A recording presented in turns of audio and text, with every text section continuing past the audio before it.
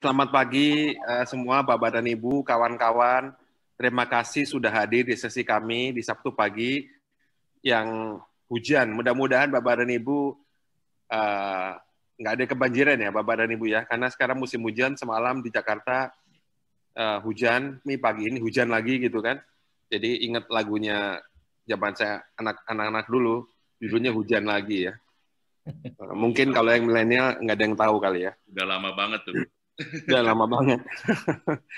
Jadi ini sebetulnya acara saya dan Pak Roy ini acara yang apa ya menghibur dan memberikan manfaat karena tidak ada motif apapun di balik ini. Kami cuman happy bisa mengadakan acara ini free. Kami juga belajar, Bapak juga belajar gitu ya. Makanya tidak ada logo apapun di acara ini. Meskipun kami semua terafiliasi dengan organisasi tertentu, tapi ini atas nama pribadi. Dan ini adalah kali ketiga, karena Januari lalu kami juga mengundang Pak Menristek.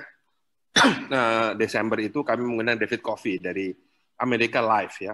Nah, mudah-mudahan kita bisa mengundang lagi nih tokoh-tokoh inspiratif lainnya, seperti Pak Haryadi ini, yang pagi ini kita akan ngobrol mengenai bisnis di masa pandemi. Jadi Pak Haryadi, kami terima banyak banget pertanyaan nih Pak Haryadi, tapi kita coba seleksi ya Pak, karena memang saya kira bisnis masa pandemi menjadi talk of the town. Nah, Pak Haryadi ini saat ini juga menjabat sebagai Ketua Umum Asosiasi Pengusaha Indonesia. Nanti kita coba bahas pertanyaannya. Kami juga tidak ingin berlama-lama pagi ini, karena memang ini hari Sabtu, gitu ya. Barangkali Bapak dan Ibu ada kegiatan lain, aktivitas lain. Oleh karena itu, kita coba seproduktif mungkin, begitu. Nah, Pak Haryadi sudah ada di sini. Sekali lagi terima kasih Pak Haryadi. Nah, saya kira Pak Roy, silakan Pak Roy untuk memulai. Selamat pagi Pak Haryadi. Salam Selamat pagi kenal. Pak Roy. Ya, salam kenal juga Pak Roy. Nah, mungkin Pak Haryadi nggak kenal saya, tapi saya kenal banget dengan Pak Haryadi. Terima kasih Pak.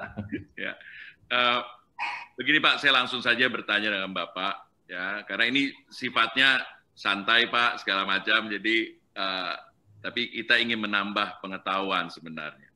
Bapak kan dikenal nih salah satu tokoh bisnis Pak ya, yang getol dan gencar mengkampanyekan bangkitnya bisnis di masa pandemi ini.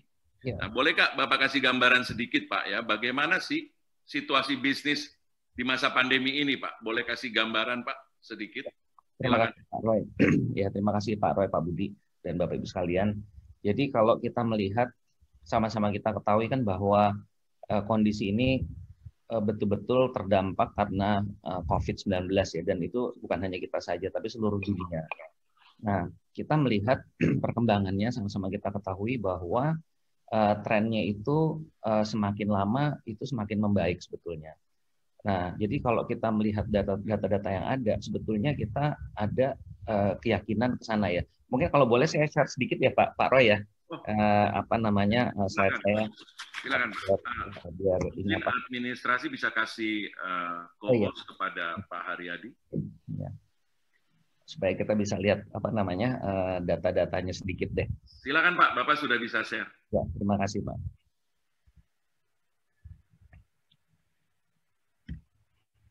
Ini sudah bisa terlihat Pak Roy?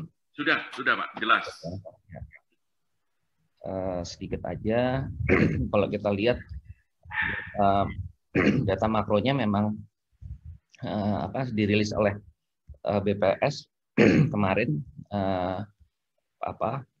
situasinya menunjukkan tren yang membaik ya, dari kuartal ketiga minus 5,32, di kuartal ketiga minus 3,9, dan kuartal keempat minus 2,19. Memang banyak yang menanyakan kepada kami di Apindo, kuartal pertama itu seperti apa nantinya. Kalau perkiraan kami memang di kuartal pertama itu pasti akan lebih drop, jadi akan turun lagi sedikit. Mungkin kalau nggak di minus 3 atau minus 3 lebih sedikit gitu. Pokoknya antara minus 2 sampai dengan minus 4. Kira-kira gitu, karena kita di Januari itu kuartal pertama, historical data itu menunjukkan kalau kuartal pertama selalu lebih rendah daripada kuartal-kuartal yang lain. Nah, ini tambah lagi kemarin ada PPKM, ada pembatasan kegiatan masyarakat dan sebagainya, kemungkinan kita di kuartal pertama itu akan turun. Turunnya itu bukan karena apa? Karena memang kegiatannya dibatasi. Tapi kalau itu tidak dibatasi, itu kita trennya adalah selalu naik. Mungkin juga sedikit juga mengenai masalah contohnya di indeks harga saham gabungan misalnya, itu juga trennya kan juga naik. Kalau pada bulan Mei kalau saya tidak salah yang terendah itu, Maret adalah indeks harga saham gabungan kita yang paling terendah di angka 3.200, maka tertinggi kemarin di bulan Januari kalau nggak salah tanggal 26 itu sudah di atas 6.100. Jadi trennya itu selalu naik. Nah, tapi memang nanti tidak perlu harus khawatir karena kuartal pertama pasti akan lebih rendah karena memang situasinya dibatasi. Nah, kalau kita melihat tadi saya sampaikan semua tren itu menunjukkan posisi yang naik ya. Jadi perbaikan lah istilahnya. Jadi di industri pengolahan, transportasi, pergudangan, perdagangan, ini sektor saya nih kebetulan di pariwisata, akomodasi dan makanan minuman juga trennya membaik semua. Artinya walaupun masih minus tapi trennya adalah naik. Kecuali listrik dan gas ya, ini bisa dipahami mungkin karena memang kebutuhan listriknya kan banyak yang menghemat jadi memang drop. Tapi sektor-sektor lainnya itu menunjukkan tren yang membaik. Nah, ini juga semuanya trennya juga bisa kita lihat membaik. Hanya sedikit ini pendidikan nih saya nggak tahu nih kenapa kok agak sedikit turun. Apa mungkin karena kuartal keempat itu bukan intake ya, jadi agak drop. Kalau di kuartal 3 kan masih mencatat penerimaan student baru, jadi dia masih naik. Tapi trennya masih positif. Saya mau langsung aja jam ke sini aja Pak Roy. Yes. Ini yang dampaknya kalau di tenaga kerja yang terdampak gara-gara COVID ini ada 29 juta orang. Yang menganggur 2,56 juta orang, yang bukan angkatan kerja karena terdampak COVID 0,76 atau 760 ribu, dan yang sementara tidak bekerja karena COVID adalah 1,77, dan yang berkurang jam kerjanya 24 juta orang. Jadi totalnya yang terdampak 29 juta orang. Nah, saya langsung jam aja ke sini supaya kita diskusinya bisa lebih nanti lebih baik gitu. Nah, orang bilang ada game changer katanya gitu ya. Katanya orang ada game changer ada dua, yaitu vaksinasi dan yang kedua adalah Undang-Undang Cipta Kerja. Nah, sekarang saya tambahkan satu lagi sebenarnya game changernya adalah lembaga pengelola investasi. Nah, sekarang kita masuk dulu yang game changer masalah vaksin. Nah, vaksin ini memang skenario-nya adalah dua, yaitu kalau vaksinasinya ini berhasil, maka proses menuju pemulihan ekonomi kita dan juga kesehatan itu akan sangat baik. Tapi kalau vaksin itu adalah kita tidak bisa menanggulangi ini ya, penyebaran virus yang terus naik, distribusi vaksinnya lambat, sehingga level of confidence masyarakat itu juga khususnya menengah atas ini tidak pulih, maka ini juga akan menjadi lambat dan kebijakan stimulus kita menjadi tidak efektif. Nah, ini skenario yang paling jelek adalah kalau pesimis. Nah, tapi mari kita lihat data-datanya secara keseluruhan ya.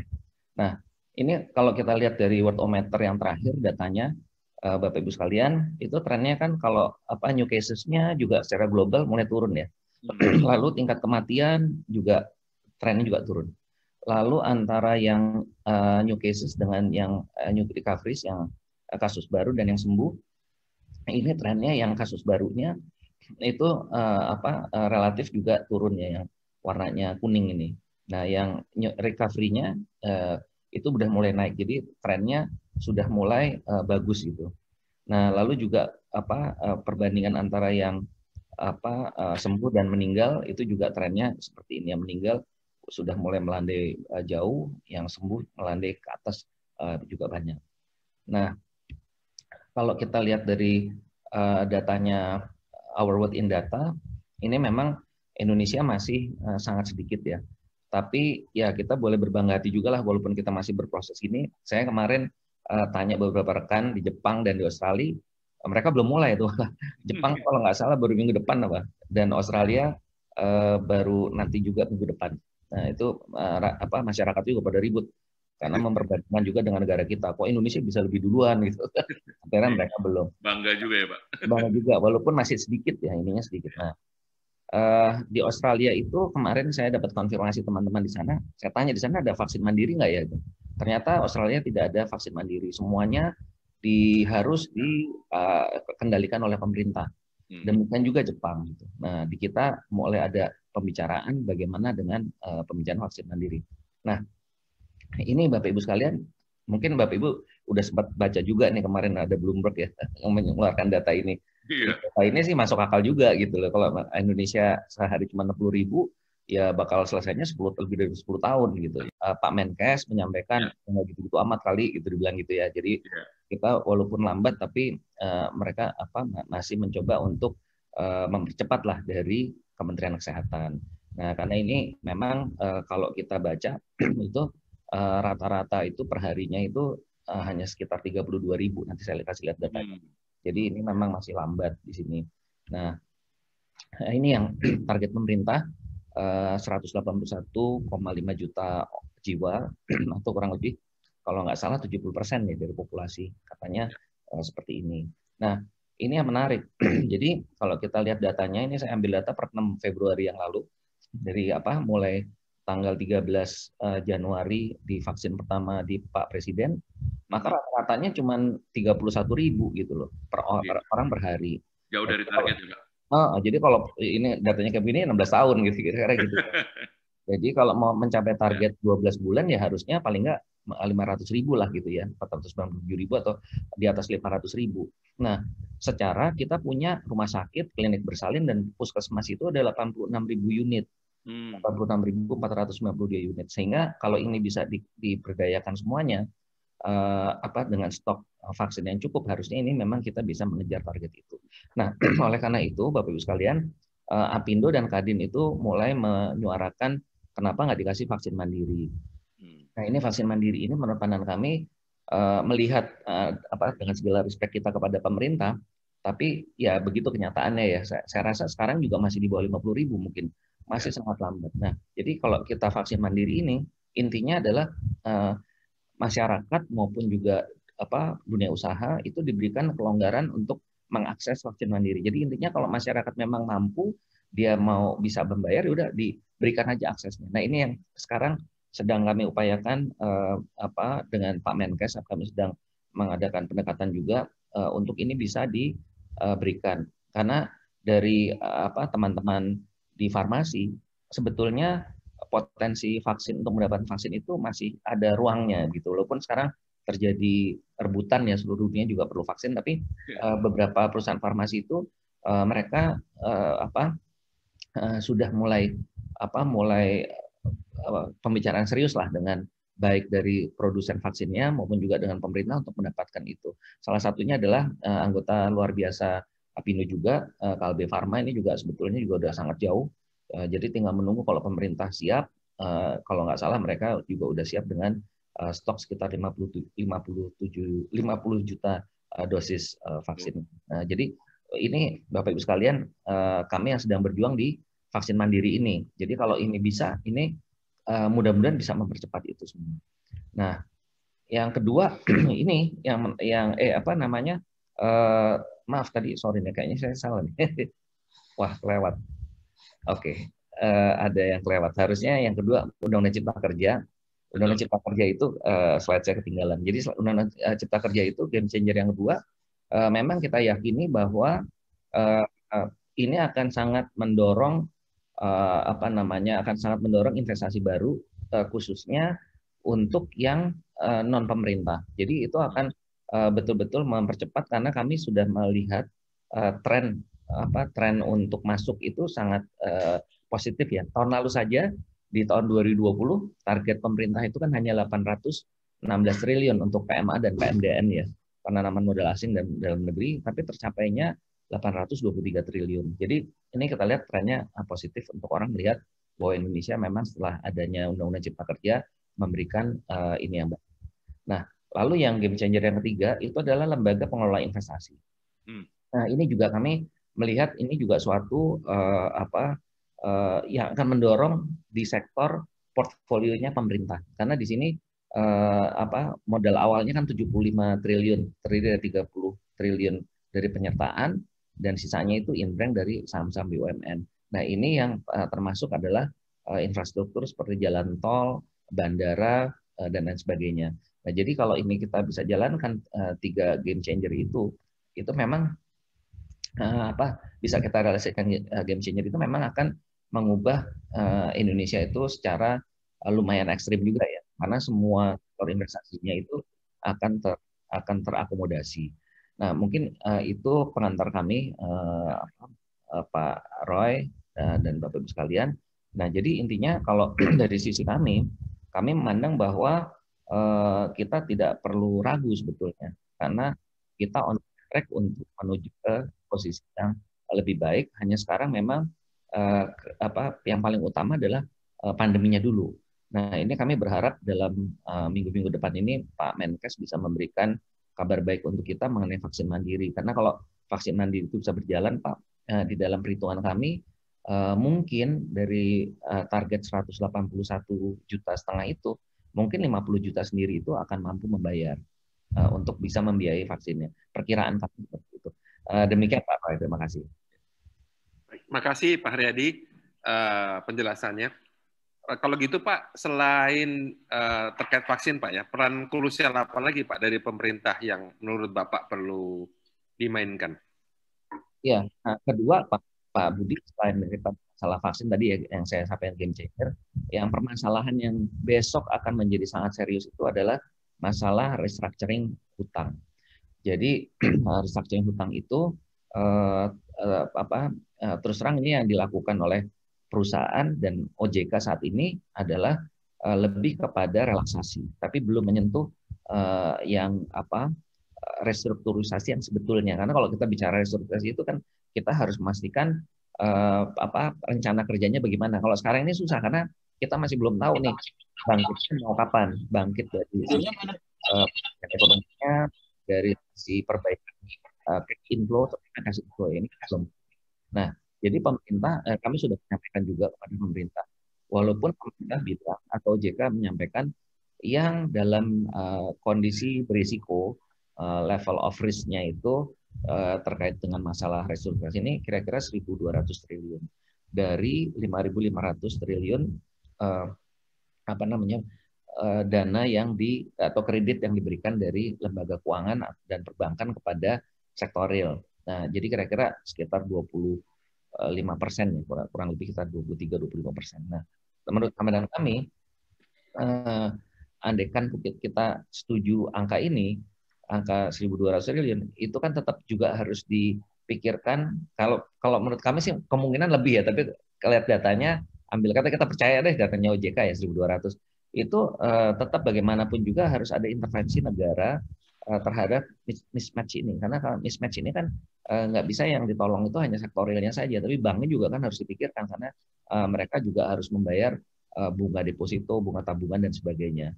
Nah, kira-kira gitu Pak. Jadi yang harus dilakukan oleh pemerintah adalah memastikan restrukturisasi utang itu bisa berjalan dengan baik. Karena kalau ini nanti berjalan jadi dari sisi game changer-nya jalan, dari restrukturisasi hutangnya jalan, Pak Budi, biasanya recovery-nya itu akan lebih cepat. Jadi semua daerah yang kena bencana itu biasanya akselerasinya itu bisa melebihi daripada situasi sebelum bencana. Demikian Pak Budi. Ya, menarik nih Pak, Pak Haryadi. Saya mendengarkan Pak Haryadi ini ada sedikit sinar ya di ujung tunnelnya. Jadi ada satu kebangkitan ini menyemangati sih dari sisi bisnis sih Pak. Nah kalau kami ini banyak yang bertanya nih Pak ya. Jadi kalau menurut Pak Haryadi nih, berapa lama lagi waktu yang diperlukan nih untuk bisnis itu bangkit? Ini perkiraan Pak Haryadi aja nih. Melihat segala tadi game changer, recovery, pembalikan banyak hal ya, sektor-sektor. Nah, bagaimana tuh Pak? Ya, kalau menurut pandangan kami Pak, kalau vaksin mandiri ini disetujui ya, itu target 1 tahun seluruh populasi terjangkau untuk vaksinasi itu insya Allah tercapai, Bapak bisa kita lakukan, bahkan mungkin bisa lebih cepat. Nah, selama proses menuju 70% populasi divaksin itu kan Pak, ini bertahap itu kan pasti akan terjadi herd immunity pada beberapa wilayah Pak ya. Nah, itu akan cepat Pak. Jadi saya melihat contohnya Israel ya. Israel itu sekarang dia sudah mencapai mungkin hari ini sudah 50% dari populasinya karena dia tinggi di dunia sekarang. Nah itu udah mulai buka semuanya Pak, udah mulai semua buka kegiatan usaha udah buka semua. Nah di kita arahnya juga pasti seperti itu. Nah andai kata saja kita konsentrasi dulu di Jawa ya karena Jawanya paling parah pandeminya. Kalau kita selesaikan itu, kami berpandangan bahwa kita itu akan pulih. Kalau kalau ini sesuai skenario ya cepat gitu ya. Jadi Jawa duluan, mungkin pertengahan depan udah pulih Pak. Jadi Pertengahan tahun depan Pak ya. 2022 itu udah pulih karena tapi dengan catatan Jawa harus ini ya harus betul-betul kita cover semua nih vaksinasinya karena Jawa ini yang paling rentan juga karena ini juga lucu Pak Roy masalah kekebalan itu saya kebetulan sempat ke Ambon, saya sempat ke Aceh, saya sempat ke Medan dan Pekanbaru. Kalau di luar Jawa itu entah bagaimana kekebalan tubuhnya masyarakat di luar Jawa tuh kok kuat-kuat gitu ya. Saya orang Jawa dari Pulau Jawa saya stres sendiri karena mereka betul-betul nggak menganggap nggak ada tuh yang namanya COVID gitu loh Pak. Tanya, kenapa kalian sangat confident gitu? Jawabannya simpel. Lah yang meninggal COVID itu sedikit kok Mas, dibilang gitu. Wah, saya bilang benar juga sih kalau begitu ya, karena memang catatannya begitu Pak. Yang meninggal karena COVID. Nah, mungkin itu dari saya bilang. Jadi memang harus targeted juga ya. Jadi kalau Jawa ini bisa cepat Pak, saya yakin let's say 40% dari populasi saja bisa divaksinasi Pak, itu pertengahan tahun depan sih insya Allah pulih. Dan itu akan lebih cepat. Karena tadi saya bilang Pak, selama ini data menunjukkan kalau setiap ada bencana, biasanya akselerasinya itu akan lebih cepat, apalagi negara berkembang. Itu demikian Pak. Ya, terima kasih Pak. Pak Budi di unmute dulu Pak Budi. Terima kasih Pak Riani. Jadi keasikan dengar, jadi lupa di unmute. Lalu ada pertanyaan juga Pak Riani dari Bapak Ibu kawan-kawan yang hadir nih Pak. Apa sih Pak peluang bisnis yang kira-kira cocok untuk masa pandemi dan bisa sustain tadi setelah pandemi Pak? Ada sarankah buat Bapak dan Ibu yang hadir di sini Pak? Iya, aduh ini kayaknya pertanyaan yang sangat sulit dijawab ya karena saya melihat semua bisnis itu mempunyai peluang yang sama sebetulnya Pak Budi. Hanya kita bagaimana kita mensiasatinya. Kemarin contoh aja nih sedikit buka behind the skin ya, behind the story yang kemarin misalnya kan Bapak Ibu dengar nih otomotif diturunin pajak PPNBM-nya gitu ya Pak ya. Nah itu sebetulnya tadinya tuh udah nggak karuan Pak otomotif tuh. Mungkin kalau Bapak Ibu ada di sini yang otomotif mengikuti betul tuh polemiknya karena saya sangat melihat tuh di antara kalangan otomotif aja juga seru tuh perdebatannya waktu kita membahas PPNBM ini bagaimana nih mau diturunin apa enggak gitu kan. Nah tapi poinnya adalah pada saat dia diturunkan itu betul-betul akan mengenerate yang namanya demand lagi Pak gitu. Nah jadi yang tadinya dibilang ini udah nggak bagus nih ternyata juga bisa bagus. Lalu juga sekarang kemarin juga ada aturan OJK yang memberikan stimulus untuk lembaga pembiayaan dan perbankan khususnya untuk yang kredit rumah, kredit mobil, sama kesehatan ya Pak ya. Nah itu juga pasti juga akan balik lagi. Jadi kalau ditanya mana yang bagus, saya agak sulit menjawab karena semua sebetulnya mempunyai peluang yang sama-sama baiknya ya. Artinya sekarang tinggal bagaimana sektor itu bisa didorong untuk lebih bisa mempunyai potensi pasar yang memang diperlukan. Tapi kalau saya jawab normatif aja, yang jelas yang nggak akan pernah mati itu adalah di sektor makanan dan minuman, Pak. Itu mau sampai kapan juga istilahnya karena juga di pesantren saya bikin itu peternakan lele itu ya penjualannya naik terus tuh. Saya juga heran juga. Padahal jualan lele itu aja tuh. Lele tadinya dijual grup, sekarang frozen, tapi trennya naik terus. Jadi kalau saya melihat kalau bicara aktif makanan dan minuman itu yang paling punya prospek untuk terus naik.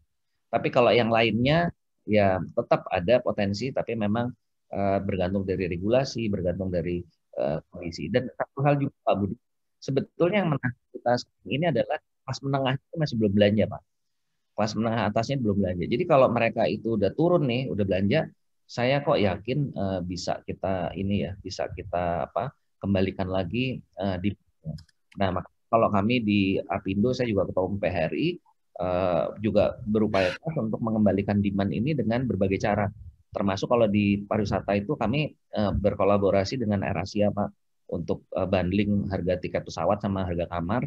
Nah, tapi kalau cuman itu aja kan, kalau masyarakatnya masih takut jalan kan repot gitu. Nah, kami di PHRI juga sudah, alhamdulillah kita dapat akses untuk dapat vaksin, Pak Budi. Jadi saya nanti termasuk yang sektor saya yang dapat prioritas 1-2 nih. Jadi kemungkinan kami bulan Maret pertengahan ada 124.000 pekerja di sektor hotel dan restoran yang sudah siap vaksin, datanya sudah kami berikan. Nah, ini tujuannya juga untuk memberikan confidence bagi konsumen juga kan, bahwa paling enggak kami pelayannya itu sudah divaksin, seperti itu, Pak. Wah, congratulations ya Pak, dapetin vaksin duluan. Terima kasih. Nanti diceritain Pak bagaimana kisahnya kalau sudah dapat vaksin. Mudah-mudahan nggak ada dampaknya Pak ya. Ya Pak, ini saya mau ada juga yang bertanya agak sedikit mikro nih Pak. Ini dia ingin tanya kan Pak Haryadi kan di sektor hotel dan pariwisata ya Pak, yang kita tahu terkena dampak yang luar biasa. Ya, orang nggak boleh berkumpul, nggak boleh bergerak, ya pariwisatanya juga sedikit mati. Nah, ini mereka ingin tahu Pak, ini Bapak ini strategi apa nih Pak? Ini pengen tahu nih strategi apa yang Bapak lakukan supaya sektor yang Bapak ini bisa kembali bangkit Pak. Jadi contohnya adalah kan pada waktu awal-awal kita pandemi, orang bilang hotel bisa bertahanlah 6 bulan, ya. Ternyata ini kan lebih, Pak. Dan mereka harus survive lagi. Nah, ini apakah Pak Haryadi punya strategi-strategi khusus nih untuk paling tidak kita jadi maraton ya, Pak ya, bukan sprint tapi maraton. Silakan, Pak. Terima kasih, Pak. Kalau di sektor pariwisata itu memang boleh dibilang terdampak semuanya, Pak. Jadi pengaruhnya itu sangat besar dan kalau boleh saya bilang sekarang yang survive itu relatif tidak banyak sebetulnya. Artinya memang kondisinya lebih baik dari bulan Mei tahun lalu. Bulan Mei tahun lalu itu kami sempat tutup itu hampir 2.000 lebih Pak hotel yang tutup sementara ya karena nggak kuat di cash flow-nya. Nah sekarang itu memang relatif lebih baik dari tahun lalu. Tapi kalau kita bicara dari sisi cash flow-nya itu memang sangat berat sekali. Dan itu kan impact-nya sebetulnya kemana-mana Pak ya. Impact-nya otomatis pasti ke vendornya, supplier tuh pasti nggak bayarnya sangat lambat dan sebagainya. Nah, kalau ditanya strateginya apa? Strateginya itu memang kembali lagi bagaimana upaya kita untuk meningkatkan demand itu, Pak ya. Memang kalau saya bicara secara sektor dulu, dulu itu upaya-upaya kita dengan airlines, upaya-upaya kita dengan strategi menawarkan paket-paket program seperti work from hotel, study from hotel itu memang menunjukkan hasil yang positif, Pak. Tapi tidak cukup memang untuk menggantikan yang sebelumnya. Nah, jadi kita tetap pada kondisi survival mode, Pak, sekarang. Nah, kalau yang beberapa hotel yang anggota kami itu juga ada yang mengonversi menjadi hotel isolasi mandiri, Pak. Nah, itu memang juga cukup baik, tapi kan isolasi mandiri kan nggak bisa semuanya juga, Pak. Hanya jumlahnya juga terbatas. Nah, itu mereka juga bisa survive. Artinya masih bisa dalam posisi survival mode. Nah, mungkin yang kalau di restoran itu memang sangat mengandalkan order secara online, Pak ya. Itu memang betul. Tapi juga lama-lama orang kelihatannya bosan juga, Pak. Order online ini juga mulai ada melandai gitu, enggak yang tumbuhnya juga. Yang makan di luar juga, Pak. Iya, jadi udah pada bosan main terus. Jadi memang ini. Tapi kalau saya melihat selama nanti ada peluang pelonggaran, Pak, itu biasanya langsung akan mulai membaik. Demikian, Pak. Ya. Baik, Pak Redi, terima kasih, Pak. Ini ada juga yang nanya, Pak, kan ada beberapa perusahaan tadi kan Bapak menyampaikan mengurangi, tapi ada juga mencoba bertahan, Pak, tidak melakukan PHK, Pak ya. Kita WFH banyak lah, di antara kita yang WFH. Nah, itu kan motivasi mulai menurun, Pak. Nah, sedangkan kita, Bapak tadi menyampaikan kemungkinan bangkit itu cukup besar, Pak ya, probabilitasnya ya, terutama awal tahun depan, pertengahan tahun depan, Pak. Nah, itu gimana, Pak, cara mengembalikan semangat karyawan, katakan menunggu 1,5 tahun lagi lah, kira-kira, Pak ya. Ayo kita bertahan, kita siap-siap gitu tahun depan untuk bangkit. Sementara, aduh, masih 1,5 tahun, kita setahun aja udah babak belur nih, WFH gitu, Pak ya. Meskipun tidak dikeluarkan, meskipun terima gaji mungkin berkurang, Pak ya. Itu Bapak ada saran nggak, Pak, kepada para karyawan ini yang yang terdampak ya, Pak ya? Memang yang tidak bisa memungkiri juga, Pak Budi, bahwa kenyataan di lapangan itu terjadi pengurangan karyawan dalam jumlah yang signifikan. Terutama di sini adalah pekerja yang waktu tertentu atau kontrak ya. Jadi begitu kontraknya selesai itu memang banyak sekali yang tidak diperpanjang. Jadi memang impact-nya ke sana. Jadi kalau kita bilang PHK, kalau PHK murni memang sedikit, Pak, karena kalau PHK murni kan harus bayar pesangon. Nah, jadi kondisi sekarang itu sebetulnya pada kenyataannya terjadi pengurangan karyawan karena tadi yang kontrak tadi, Pak. Nah, bagaimana nanti si tenaga kerja ini bisa masuk lagi gitu ya. Nah, itu memang sangat tergantung dari investasi yang masuk di Undang-Undang Cipta Kerja itu, Pak. Tapi kalau kita bicara dari tenaga kerja formal sekarang, saya melihatnya mungkin pulihnya masih lama, Pak, bisa 3 tahunan tuh. Artinya gini, yang hari ini mengecilkan, saya ambilkan contoh aja hotel deh gitu ya. Hotel itu dia sekarang terpaksa semuanya kan ada multitasking, Pak. Nah, karena multitasking itu mereka juga mulai belajar kan, oh ternyata pekerjaan ini yang tadinya mungkin pekerjaan 10 bisa diringkes menjadi 5 gitu loh, Pak. Dengan tenaga kerja 10 bisa diringkes hanya 5 orang karena multitasking. Nah, itu akan carry over, Pak, akan kebawa sampai kira-kira 3 tahun, baru nanti setelah 3 tahun ada ekspansi dan sebagainya, baru mereka mulai lagi gitu. Jadi memang cukup memprihatinkan kondisi ini gitu, karena kalau yang existing itu udah pasti mereka cukup lama lah untuk kalau mereka mau kembali kepada posisi ideal ya gitu. Jadi kalau pertanyaan Bapak tadi baiknya gimana untuk pekerja, ya kalau saya sih menyarankan memang pada saat seperti ini lebih baik memang mengasah keterampilan ya untuk belajar, meningkatkan lagi skill dan sebagainya. Nah, itu yang kalau boleh saya sarankan itu, karena kita menunggu penyerapannya itu adalah penyerapan dari investasi baru. Dan investasi baru ini juga kelihatannya mudah-mudahan di tahun 2021 ini trennya juga akan lebih baik dari 2020. Jadi yang hilang dari sektor formal yang kemarin ini, Pak Budi, dari existing akan dikompensasi dengan investasi yang baru gitu. Ya, Pak Aryadi, terima kasih nih, kita banyak sekali mendapatkan strategi-strategi, cara-cara mungkin kita bisa bertahan di pandemi ini. Ini ada satu lagi, Pak, pertanyaan dari peserta, Pak ya, dan ini saya rasa cukup penting gitu ya, karena mereka bilang, Pak, mungkin kalau sekarang orang bisa, kan banyak yang beralih ke online, Pak, penjualannya online segala macam, itu mereka masih bisa bertahan. Tapi bagaimana bagi pengusaha-pengusaha dari yang tidak bisa beralih ke online, jadi seperti dia tidak bisa menjalankan usahanya secara online, apakah ada advice khusus, Pak? Jadi ini seperti yang tadi kan Bapak juga sebutkan, seperti rumah makan, ya mungkin bengkel kan nggak bisa online, Pak, harus betul-betul orang datang segala macam. Nah, ini mungkin Bapak punya advice khusus kepada orang-orang seperti ini, Pak? Ya, memang kalau yang tidak bisa online itu kan kembali lagi, pertama pasti yang harus dilakukan adalah men-secure atau mengamankan client base mereka, Pak Roy. Jadi yang selama ini menjadi pelanggan mereka itu udah pastikan menjadi customer base ya, yang harus dikontak lagi gitu loh, Pak. Ini seperti kalau bengkel tadi Bapak sampaikan. Kalau bengkel itu kan mau nggak mau ya mesti servis ya, Pak ya.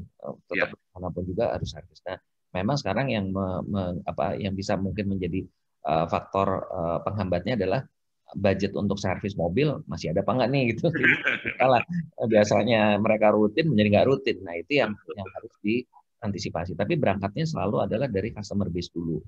Kasusnya siapa itu harus diamankan. Kedua adalah memang ya harus meinikan dengan dengan upaya-upaya yang luar biasa nih kalau kita nggak bicara online nih, harus membangun juga networking, Pak. Jadi misalnya saya contohkan saja deh, kemarin tuh ada rekan IO gitu ya. Saya tanya, kamu hebat banget ya, hari begini masih bisa dagang IO gitu kan. Nah, ternyata dia cukup kreatif, Pak. Jadi dia melakukan approach kepada Satgas COVID gitu, Pak. Jadi dengan berbagai ininya lah, inovasi-inovasinya yang tadinya mungkin Satgas COVID itu punya anggaran terbatas, dengan anggaran terbatas yang dari Satgas COVID itu bisa mereka olah sedemikian rupa sehingga tidak saja cukup untuk membiayai program yang ditugaskan oleh Satgas, tapi dia juga dapat side income misalnya gitu loh, Pak. Side income dari klien-kliennya yang terlibat dalam program itu. Jadi itu juga bisa memungkinkan seperti itu. Lalu juga misalnya terkait dengan makanan minuman misalnya. Nah, itu mereka yang terutama yang kena suffer-nya kan adalah yang offline ya, Pak ya, yang memang mereka tadi yang kita kendalanya kan nggak bisa online itu ya. Nah, karena offline-nya itu mereka juga membuat terobosan-terobosan misalnya dengan membuat menu-menu yang baru, mereka menggunakan sistem blast di WhatsApp gitu instead of yang online itu ya. Nah, itu juga sebagian besar itu juga jalan. Ibu-ibu yang juga rumah tangga yang membuat makanan-makanan rumah tangga itu, Pak, itu juga berjalan juga cukup baik gitu. Ya. Terima kasih Pak Haryadi. Ini ada masuk lagi Pak, banyak sekali nih pertanyaan Pak, kami harus memfilternya Pak, karena waktu kami tidak bisa semua. Tapi yang menarik nih Pak soal PHK nih. Tadi kan Bapak sudah sebutkan dan terdampaknya kan cukup besar Pak di sektor, bukan di sektor, di PHK Pak ya, 2,9 kalau nggak salah ya, tadi dari Bapak. Ini ada yang menanyakan begini Pak, ini saya langsung saja ngomongnya Pak ya, menyangkut karyawan di PHK, gimana solusinya Pak, sehingga mereka bisa bekerja kembali di saat pandemi ini. Kasihan kan Pak, mereka sudah keluarga, memiliki kehidupan sehari-hari di mana. Usul boleh nggak? Ini ada usulan. Bagaimana kalau karyawan di PHK dipekerjakan lagi di tempat perusahaan lain, mungkin ada kerjasama Apindo dengan perusahaan. Nah itu Pak satu. Dan saya sambung lagi dengan, ada pertanyaan juga Pak, ini agak teknis sebenarnya. Kalau di PHK, wajibkah di masa pandemi ini, sebuah perusahaan itu mem-PHK karyawan dan dia wajib membayar pesangon. Nah, itu gimana Pak? Silakan Pak. Jadi kalau yang pertama yang mengenai di PHK itu tadi saya sampaikan, ya. Sebagian besar itu ter-PHK-nya karena kontrak ya, karena kontraknya habis. Ya. Nah, memang untuk mereka akan kembali lagi itu tergantung daripada masing-masing sektornya. Jadi tadi saya bilang balik lagi itu sekitar 3 tahun itu adalah rata-ratanya ya, rata-rata yang mereka sudah multitasking dan sebagainya sehingga mereka pada posisi yang paling ideal. Itu baik jasa maupun juga manufaktur. Nah, tapi kalau yang tadi disampaikan pertanyaan tadi, apakah nanti bisa dipekerjakan kembali atau di perusahaan yang bersangkutan atau perusahaan yang lain, itu sangat memungkinkan. Tapi kembali lagi tergantung kepada sektor itu seberapa cepat. Jadi saya ambil contohnya sektor saya deh, restoran gitu ya, hotel dan restoran. Khususnya restoran. Restoran itu kalau memang nanti kembali balik, itu ya memang akan cepat Pak ininya, Pak Roy. Akan diterapnya lagi itu cepat gitu. Nah, tergantung kepada pemulihan itu sebetulnya. Nah, yang pertanyaan kedua itu tadi yang pertanyaan jadi intinya bisa ke perusahaan lain juga sangat memungkinkan. Apalagi sekarang kan kalau pekerja yang skill itu pasti dicari Pak. Itu nggak usah khawatir. Jadi kayak level yang skill itu ya sekarang mungkin sebulan 2 bulan istirahat dulu deh gitu kira-kira gitu. Tapi pasti dia kembali lagi. Nah yang mengenai pesangon, nah pesangon ini memang agak berat juga ya. Artinya beratnya gini, karena pada posisi perusahaan itu tidak punya cash flow untuk membayar pesangon, biasanya mereka akan melakukan pembicaraan. Apakah yang bersangkutan akan terminate PHK permanen, tapi dicicil bayar pesangonnya, atau sifatnya unpaid leave gitu. Jadi yaudah deh sekarang perusahaan nggak punya duit, udah kamu nggak di PHK, tapi nanti kalau perusahaan udah jalan lagi silakan masuk. Nah seperti itu kira-kira kalau di lapangan kayak gitu. Tapi kalau yang bisa membayar PHK secara penuh itu jumlahnya nggak banyak Pak. Jadi kebanyakan mereka kompromi. Ya. Gitu. Baik, terima kasih Pak. Itu unpaid leave saya kira jadi opsi ya Pak. Kebetulan di tempat saya juga, sekretaris saya juga unpaid leave. Karena nggak Ya, bisa kerja karena COVID, maksudnya dia nggak berani keluar Pak. Kan nggak bisa semuanya WFH ya, jadi saya unpaid leave itu saya kira solusi yang menarik juga unpaid leave. Jadi dia tetap pegawai, one day kalau ada tempat, dia iya, masih bisa bergabung gitu Pak. Nah ini betul. pertanyaan ada juga mengenai UMKM nih Pak. UMKM ini kan tahun 98, tahun 2007, 2008 kan bisa survive Pak ya. Nah sekarang ini kan banyak yang terkapar Pak ya. UMKM ini satu karena nggak ada traffic kita nggak keluar Pak ya. Kedua karena mungkin sebagian besar dari mereka itu tidak digital literate Pak. Nah itu bagaimana Pak khusus UMKM ini? Apalagi ada isu nih yang kemarin banting harga itu Pak di pasar online itu Pak ya. Yang dari Cina itu Pak. Nah itu kan juga merugikan juga ya Pak ya. Itu bagaimana menurut Bapak kalau UMKM Pak? Ya kalau UMKM ini memang beratnya gini Pak Budi, karena UMKM ini kebanyakan segmen marketnya itu kan juga di menengah bawah ya, Betul. karena mereka sensitif terhadap harga. Nah, menengah bawah ini pendapatannya betul-betul tergerus selama pandemi ini. Jadi memang terus terang tidak mudah sekali di UMKM ini mengatasi in real ya, kenyataannya itu tidak mudah mengatasi untuk secara keseluruhan. Memang beberapa UMKM yang spesifik itu memang mereka bisa, itu memang masih ada lah yang bisa, tapi itu kan juga nggak terlalu banyak. Jadi kalau yang untuk UMKM ini memang em, terus terang kalau saya melihat tantangannya besar banget sih, karena itu tadi, jadi belum tentu dia itu bisa mencapai seperti apa yang diharapkan. Namun Pak Budi, di UMKM ini ada satu hal juga, kelenturan. Jadi walaupun mereka itu dalam kondisi yang sulit, tapi mereka tuh lentur. Artinya lentur itu begini Pak. Kalau mereka beda dengan perusahaan yang mungkin menengah ya. Kalau menengah itu kan fixed cost-nya udah terjadi seperti itu gitu. Jadi mereka fleksibilitasnya lebih rendah. Itu kalau di UMKM mereka lentur. Jadi kalau mereka nggak dapat order gitu, mereka bisa hibernasi dulu gitu. Mereka bisa diem dulu gitu. Jadi ada kelenturan di sana. Nah, yang menarik Pak Budi, sebetulnya pemerintah itu memberikan bantuan banyak banget untuk UMKM. Jadi kalau kita bicara dari sisi keberpihakan pemerintah ke mereka, itu cukup besar. Kalau nggak salah tuh mungkin 100 triliun lebih loh yang digelontorkan untuk Ya. UMKM. Itu besar sekali, 120-an kalau nggak salah. Jadi eh, apa paling tidak kondisinya itu terbantu dengan bantuan itu. Tapi kalau memang terkait dengan tadi barang obral dari online, barang-barang dari Cina, nah itu sebetulnya saya juga agak pertanyaan juga Pak, karena Apindo tahun 2019 akhir itu kita yang termasuk yang mendorong bea cukai itu untuk menurunkan biaya itu loh Pak, yang untuk personal barang-barang pribadi kan itu dulu dibatasin patokannya $75. Ya, ketengan nih Pak, yang Nah, dikateng itu Pak. yang jasa titipan kilat, jasa titipan itu loh. Jadi Just just tip, tip. nah, itu kita turunkan sampai $3 Pak. Dulu semua wah itu rame banget tuh dulu waktu itu karena kita mintanya malah nol gitu. Itu soal Ya. rame turun $3. Jadi seharusnya itu sudah terfilter di sana harusnya loh ya. Jadi Ya. kita sebenarnya harapan kita gini, ya silahkan kalau mau yang barang-barang dari Cina masuk asal dia ngikutin aturan yang benar gitu loh. Karena kalau dulu kan banyak ngibulnya Pak Budi. Ya. Ngakunya $75 padahal harganya lebih dari itu gitu kan. Itu ya. Dan itu jumlahnya juga sangat fantastis tuh pada waktu itu awal 2020 itu sampai hampir 60 juta kiriman Pak. Itu ngakunya $75 semua. Iya. Jadi kita udah potong itu. Jadi ya Iya. ini kalau ini sebenarnya di monitoringnya sih Pak kalau saya bilang sih. Ya. Karena kami sudah mendorong untuk regulasinya. Gitu. Ya, ini ada lagi pertanyaan nih Pak dari peserta. Ini mungkin Bapak kenal nih orangnya. Ya, Ibu Dani nih Pak. Oh, ya. Ya, selamat pagi Pak Aryadi, saya Ibu Dani.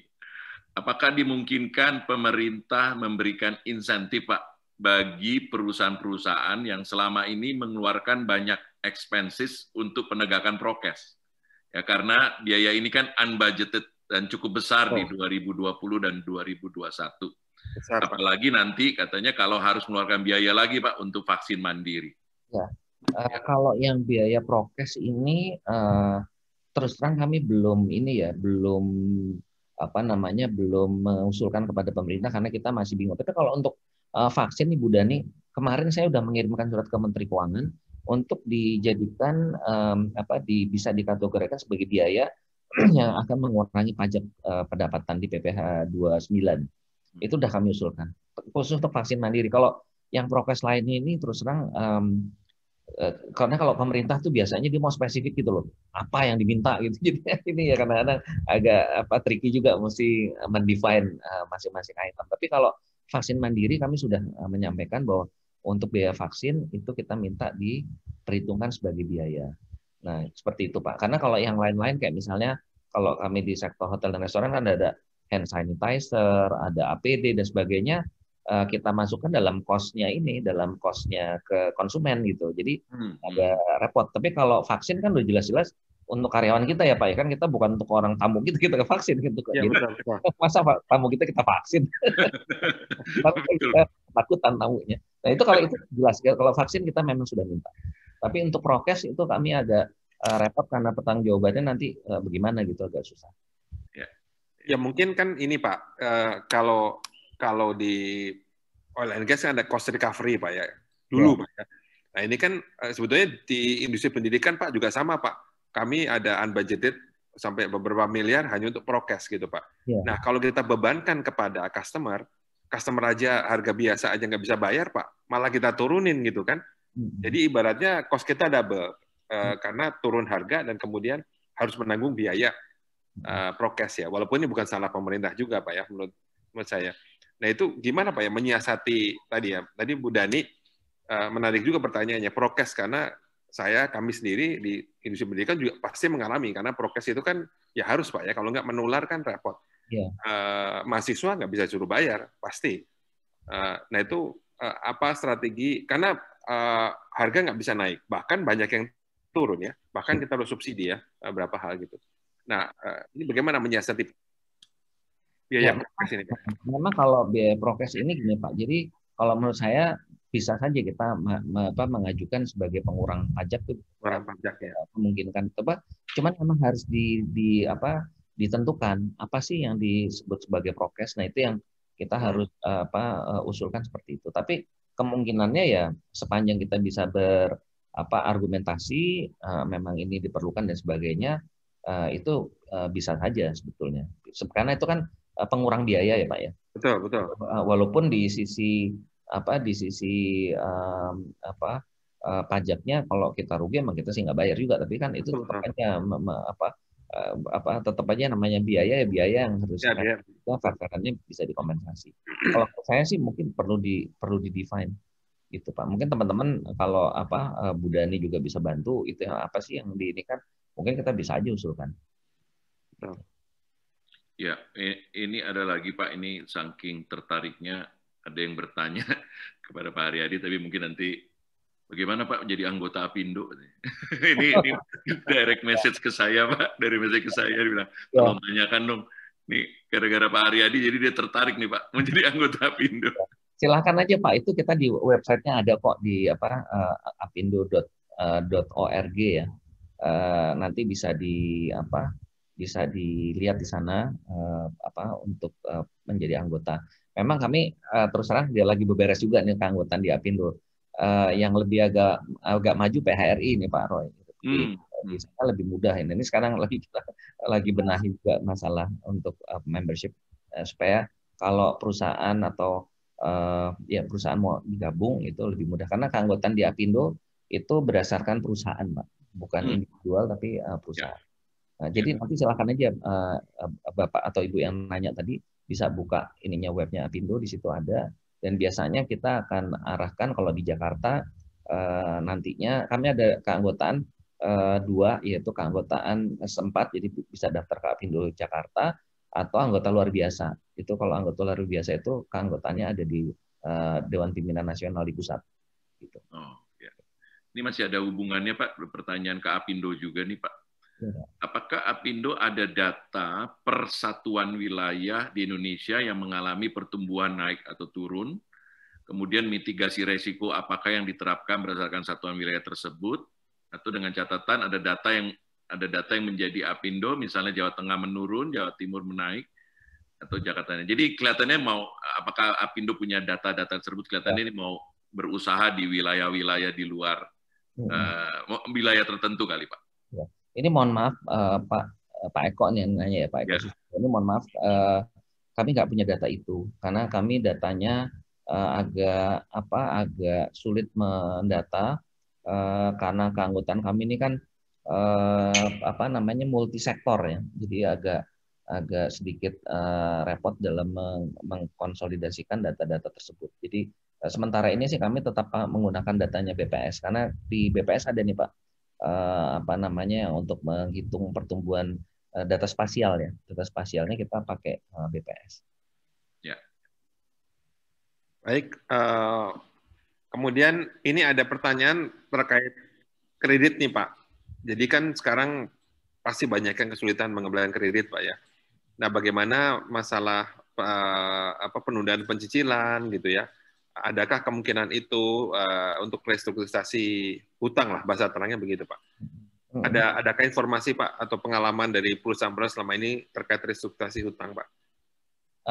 Itu Pak yang tadi saya sampaikan. Sekarang ini sebetulnya kalau saya bilang sih bukan restrukturisasi seperti apa yang kita harapkan karena lebih kepada relaksasi. Relaksasi ini bedanya dengan restrukturisasi yang sebenarnya adalah begini Pak. Kalau relaksasi itu lebih namanya juga relaksasi. Jadi disesuaikan saja dengan kemampuan dia bayar berapa. Itu pun bunganya tidak dibayar penuh kan. Biasanya kalau restructuring yang benar itu kan walaupun bunganya nanti di ini Pak ya disepakati di level berapa itu udah mengikat. Nah kalau sekarang ini sebetulnya juga di bawah daripada bunga yang sebetulnya berlaku karena sisanya ditumpuk di belakang Pak. Jadi memang ini nanti habis pandemi ini bakal berat banget karena semua yang tidak di luar kemampuan tadi yang itu semuanya dipindah ke belakang semua. Nah itu nanti akan jadi masalah di belakang hari. Makanya tadi saya sampaikan kan bahwa negara harus turun tangan karena kalau tidak memberikan suntikan juga ke perbankan itu mismatch nantinya. Iya betul. Ya karena memang kalau di belakang berarti sama aja Pak, artinya bunganya sama. Dan kalau saya tanya teman-teman Perbanas, mungkin kalau di sini juga ada teman-teman Perbanas, saya tanya ini bank itu bisanya ngasih berapa sih maksimal? Saya bilang gitu ya. Itu maksimal 3 tahun, Pak. 3 tahun dari buntutnya. Jadi misalnya pinjaman kita 7 tahun, Pak. Maksimal tambah 3 tahun. Itu udah paling maksimal tuh. Nah, padahal itu udah 1 tahun kan ini 1 tahun dengan kondisi yang seperti ini ditumpuk di belakang nggak mungkin cuma 3 tahun Pak. Nggak ngejar gitu. Nah itu yang tadi saya sampaikan negara harus ikut intervensi. Ini ada pertanyaan menarik Pak. Ini saya pikir ini pertanyaan dari Pak Yong nih dari kelompok milenial Pak. Ya, Pak. Dia katakan begini Pak, bagaimana membangun kekuatan baru pengusaha yang baru secara milenial yang punya kreativitas baru. Namun terjadi pesimisme di antara para pengusaha muda nih Pak ya, yang baru mau bangkit nih, mungkin adalah masalah pembiayaan. Nah, bagaimana menumbuhkan hal ini Pak? Nah, kalau pembiayaan itu kembali lagi Pak, jadi kalau saya lihat trennya itu justru dari pemerintah ya, itu mendorong sekali itu kepada pebisnis pemula ini dan UMKM itu sebetulnya cukup besar. Nah, bahkan juga diberikan kan yang kayak kredit usaha rakyat itu juga itu kan boleh dibilang sangat ringan dari sisi persyaratannya gitu. Jadi mungkin kalau teman-teman yang baru memulai bisnis coba dicoba ininya segala yang diberikan kelonggaran fasilitas oleh pemerintah, terutama kebanyakan tuh di bank BUMN ya. Mungkin bisa dicoba gitu sana. Dan saya terus terang melihat justru milenial ini sekarang cukup bikin kaget-kaget juga loh mereka punya bisnisnya. Iya betul Pak. Sangat luar biasa itu kemarin saya melihat ada satu pasang pebisnis muda gitu yang suaminya umur 31 atau 32, istrinya umur 29, bisnis kosmetik bisa luar biasa tuh. Sangat fenomenal. Jadi menurut saya sekarang kesempatan untuk berbisnis sangat luas untuk terbuka ya Pak ya. Anak muda yang kreatif ya. Ya. Baik. Saya kira ada lagi pertanyaan bisa kita ambil nggak Pak Roy ya? Sebenarnya banyak Pak, tapi memang waktu juga, waktu juga ya.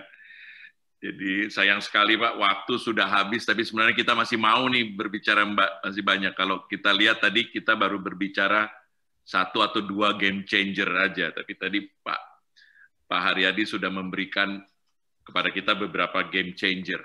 Ya. Tapi banyak yang ini Pak, banyak yang sangat mengapresiasi nih pemaparan Bapak, katanya sangat lugas, menjadikan pencerahan bagi kita semua ya Pak ya. Terima kasih, Pak. Mohon dukungan aja untuk vaksin mandiri, Pak. Mudah-mudahan karena kita kalau nggak dibantu dengan vaksin mandiri, saya rasa sulit, Pak. Terlalu lama ininya. Ya, mudah-mudahan Pak ini juga terdengar ya Pak ya, bahwa kita memang memerlukan vaksin mandiri gitu Pak. Ya, betul Pak.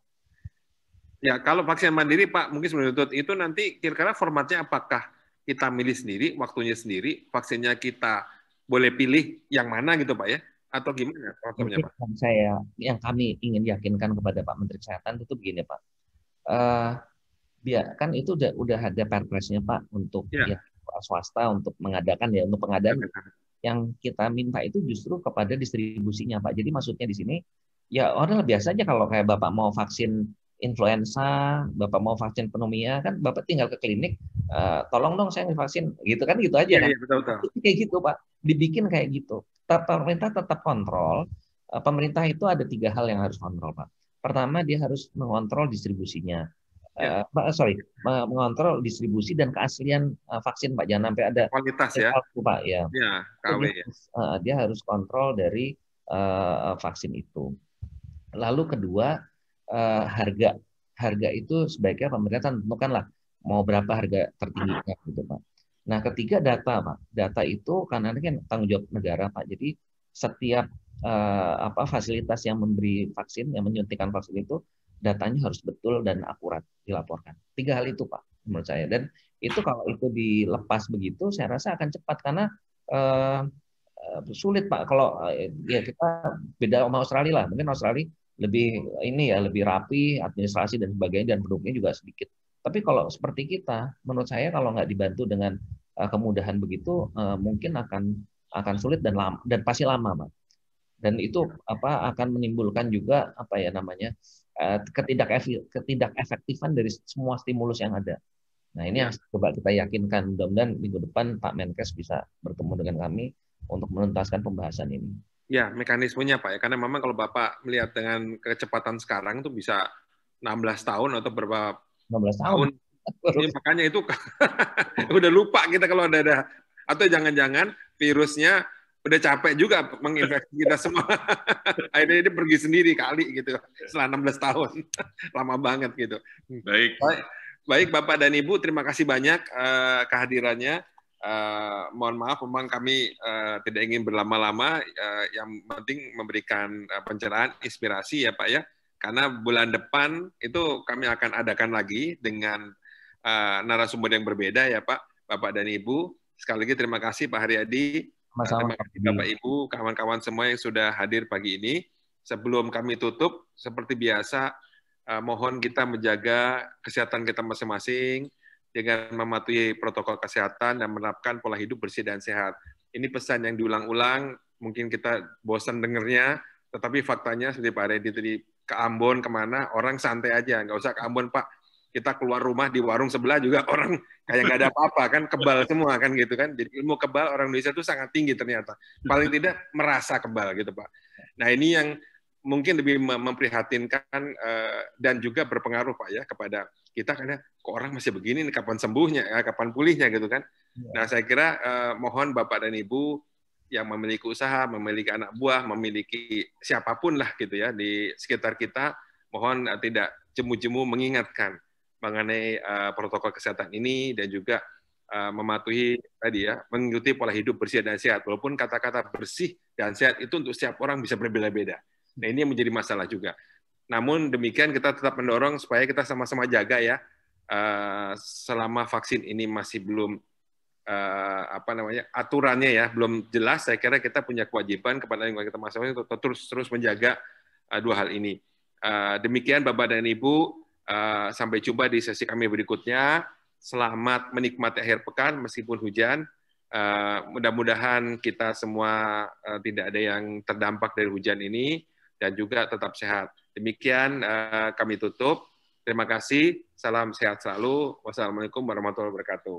Waalaikumsalam. Terima kasih Pak. Haryadi, terima kasih Pak Haryadi. Terima kasih. Ini kita mau foto sama-sama dulu nggak nih? Banyak banget itunya, pages-nya. Oke. Ya baik, dan juga nanti rekaman ini direkam Bapak dan Ibu, rekaman bisa diikuti di YouTube. Kami ada YouTube channel, nanti kami akan posting atau kami akan infokan kepada Bapak dan Ibu semua karena kami punya data gitu ya. Kepada data dari Bapak Ibu semua akan kita posting linknya. Seperti itu. Dan juga link untuk 2 sesi sebelumnya juga ada di situ. Demikian, terima kasih, kami tutup sesi pagi ini. Semoga kita semua sehat. Terima kasih. Terima kasih Pak Haryadi, terima kasih. Roy. Bapak Ibu semua, terima kasih ya.